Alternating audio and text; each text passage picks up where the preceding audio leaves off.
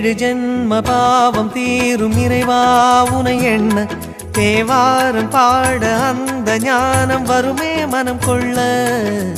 ஆதியான சிவனே சிவஜோதியான சிவனே ஆதியான சிவனே சிவஜோதியான சிவனே. ஏழு ஜென்ம பாவம் தீரும் இறைவா உனை எண்ண தேவாரம் பாட அந்த ஞானம் வருமே மனம் கொள்ள. தாழும் நிலை வாராமல் காப்பவன் நீதானே, வாழும் வழி சொல்பவனே வள்ளல் பெருமானே அண்ணாமலையானே.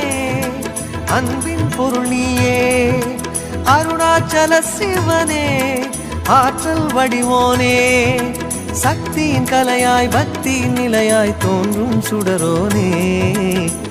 உண்ணாமுலையின்